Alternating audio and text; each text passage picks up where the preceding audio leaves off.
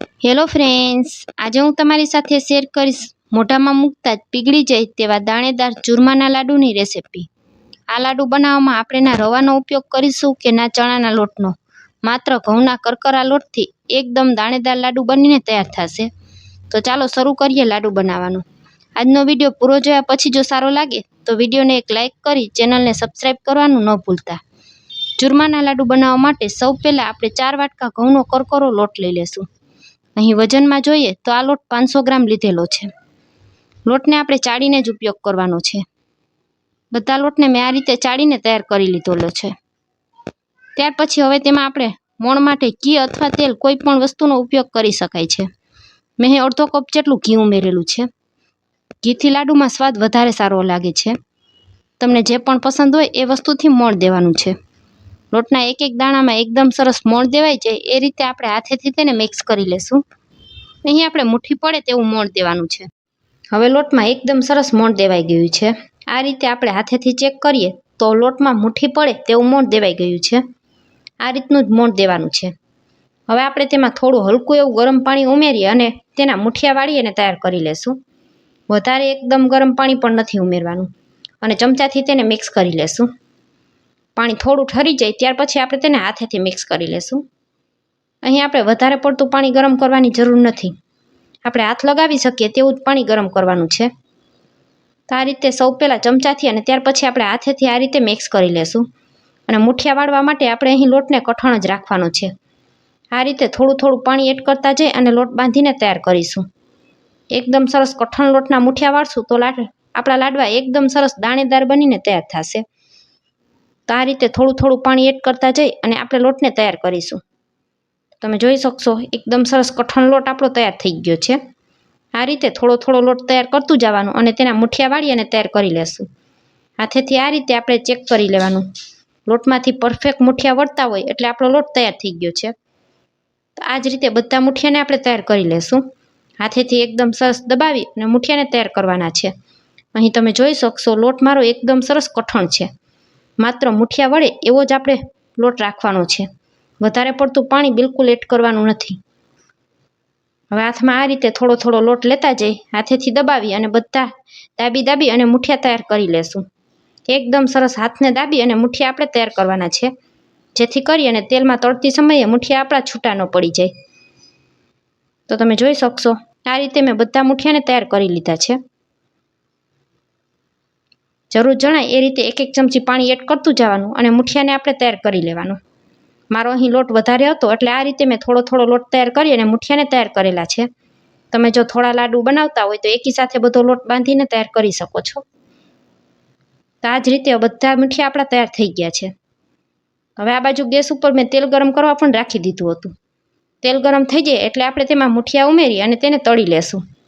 કઢાઈમાં જેટલા પણ છૂટા છૂટા મુઠિયા સમાય એટલા ઉમેરી દેવાના। શરૂઆતમાં 1 થી 1.5 મિનિટ સુધી આપણે તેને અડવાના નથી। એકાદ મિનિટ પછી આપણે ઝારાની મદદથી તેને ફેરવશું અને ધીમા તાપ ઉપર જ મુઠિયા તળીને તૈયાર કરવાના છે। 1 મિનિટ પછી તમે જોઈ શકશો મુઠિયાનો કલર આ રીતે થોડો ચેન્જ થઈ ગયો છે।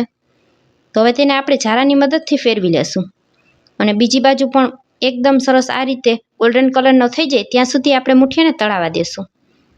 ગેસની ફ્લેમને મેં એકદમ ધીમી રાખેલી છે। ધીમા તાપ ઉપર મુઠિયા તળવાથી મુઠિયા એકદમ સરસ અંદર સુધી તળાઈ જશે। હાઈ ફ્લેમ ઉપર મુઠિયા તળવાથી મુઠિયા વચ્ચેથી કાચા રહી જાય છે। તો બીજી બાજુ પણ 1 મિનિટ સુધી આપણે મુઠિયાને થવા દેવાના છે।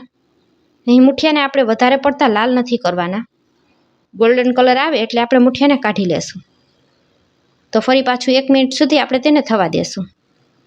હવે તમે જોઈ શકશો મુઠિયા આપણા એકદમ સરસ તળાઈ ગયા છે। મુઠિયા આ રીતે ફાટી જાય એટલે સમજવાનું કે આપણા મુઠિયાનો લોટ પરફેક્ટ તૈયાર થયો હતો। કઠણ લોટના જ મુઠિયા બનાવવાથી આપણા લાડવા દાણેદાર તૈયાર થશે। બધા મુઠિયા તળી અને તેને દસ્તાની મદદથી આ રીતે આપણે થોડા એવો ભૂકો કરી લેવાનો। ત્યાર પછી હાથની મદદથી આ રીતે આપણે બધા ભૂકાને અધકચરો એવો તૈયાર કરી લેશું। જેથી કરી અને મિક્સર જારમાં આપણે દળવામાં સહેલાઈ પડશે। બધા મુઠિયાને મેં આ રીતે તૈયાર કરી લીધા છે। હવે મિક્સર જારમાં થોડું મુઠિયાનું ભૂકો ઉમેરતા જઈએ અને તેને આપણે દળી લેશું। તો મિક્સર જારનું અડધું ખાનું આપણે ભરવાનું છે। તેનું ઢાંકણ ઢાંકી અને આપણે તેને પલ્સ મોડ ઉપર તૈયાર કરી લેશું। તો હવે તમે જોઈ શકશો મેં પલ્સ મોડ ઉપર આ રીતે ચૂરમું તૈયાર કરી લીધું છે। આ રીતે તેને પલ્સ મોડ ઉપર જ ફેરવવાનું છે, જેથી કરી અને આપણું ચૂરમું દાણેદાર તૈયાર થશે. તો તમે પણ આ રીતે કઠણ લોટના મુઠિયા તૈયાર કરશો એટલે ચૂરમાના લાડુ એકદમ સરસ દાણેદાર બનીને તૈયાર થશે. હવે તેને આપણે એક મોટા વાસણમાં ઉમેરી દઈશું. હવે બાકી વધેલા મુઠિયાના ભૂકાને પણ આપણે એ જ રીતે થોડો થોડો મિક્સર જારમાં ઉમેરતું જવાનું અને તેને પણ પલ્સ મોડ ઉપર દળીને તૈયાર કરી લેશું. કોઈ પણ આ રીતે મોટી ગાંગડી રહી ગઈ હોય તો હાથેથી તેનો આપણે ભૂકો કરી દેવાનો. ત્યાર પછી આપણે એક વાટકો ગોળ લઈ લેશું. વજનમાં જોશું તો 500 ગ્રામ ગોળ લીધેલો છે. 500 ગ્રામ લોટની સામે આપણે 500 ગ્રામ ગોળનો ઉપયોગ કરેલો છે. તમારા ઘરમાં જો વધારે પડતું મીઠું ખાતા હોય તો તમે 2 મોટી ચમચી જેટલો ગોળ વધારે પણ ઉમેરી શકો છો. અહીં આપણે જે વાટકો ભરી અને 4 વાટકા લોટ લીધો હતો એ જ વાટકો ભરી અને 1 વાટકો ગોળ અને 1 વાટકો દેશી ઘી ઉમેરી દેશું. વજનમાં જોઈએ તો 500 ગ્રામ લોટ, 500 ગ્રામ ગોળ અને 500 ગ્રામ ઘી લીધેલું છે. ત્રણેય વસ્તુનું માપ એક જ સરખું રાખેલું છે. મેં તમને વાટકો અને વજન બંને વસ્તુમાં માપ જણાવેલું છે. તમને જે રીતે અનુકૂળ લાગે એ રીતે તમે માપ કરી અને ચૂરમાના લાડુ બનાવી શકો છો. હવે આપણે તેને ગેસ પર ગરમ કરવા માટે રાખી દેશું. અહીં ગોળમાં એક ઉભરો આવી જાય ત્યાં સુધી આપણે તેને થવા દેવાનું છે અને ગેસની ફ્લેમને હાઈ રાખશું. માત્ર 2 થી 3 જ મિનિટમાં ગોળમાં આ રીતે ઉભરો આવી જશે. આ રીતે ગોળમાં એક ઉભરો આવી જાય એટલે હવે તરત જ આપણે ગેસને બંધ કરી દેવાનો છે અને ગોળ અને ઘીને તૈયાર કરેલા ચૂરમાની સાથે ઉમેરી દેશું અને ચમચાની મદદથી આપણે તેને મિક્સ કરી લેવાનું છે. અત્યારે ગોળ અને ઘી ખૂબ જ ગરમ હોય છે, તો શરૂઆતમાં આપણે તેને ચમચાથી જ મિક્સ કરવાનું છે, હાથ બિલકુલ લગાવવાનો નથી. આ રીતે એકદમ સરસ ચૂરમા સાથે ગોળ અને ઘી મિક્સ થઈ જાય એ રીતે આપણે તેને હલાવી લેશું. તો તમે જોઈ શકશો ગોળ અને ઘીનું માપ પરફેક્ટ હોવાથી આપણું ચૂરમું એકદમ સરસ પરફેક્ટ બનીને તૈયાર થયું છે. આ સમયે જો તમને ચૂરમું જરા પણ કોરું જણાતું હોય તો તમે ઘીને ગરમ કરી અને તેમાં ફરી પાછું ઉમેરી શકો છો. મેં કોઈ પણ વસ્તુ ફરીથી ઉમેરેલી નથી. વિડીયોમાં બતાવેલા માપ મુજબ બનાવશો એટલે તમારા લાડુ પહેલી જ વારમાં પરફેક્ટ બનીને તૈયાર થશે. આપણે બધી વસ્તુનું મેજરમેન્ટ કરીને લીધેલું છે, તો હવે આપણે કોઈ પણ ચીજ ઉમેરવાની જરૂર નહીં પડે. હવે આપણે તેમાં 100 ગ્રામ જેટલી કિસમિસ ઉમેરી દેશું.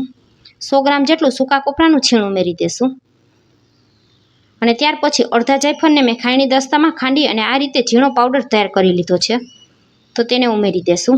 જાયફળનો સ્વાદ લાડવામાં ખૂબ જ સરસ લાગે છે અને થોડો કાજુ બદામનો અધકચરો ભૂકો તૈયાર કરી લીધો છે, તેને પણ સાથે ઉમેરી દેશું અને બધી વસ્તુને મિક્સ કરી લેશું.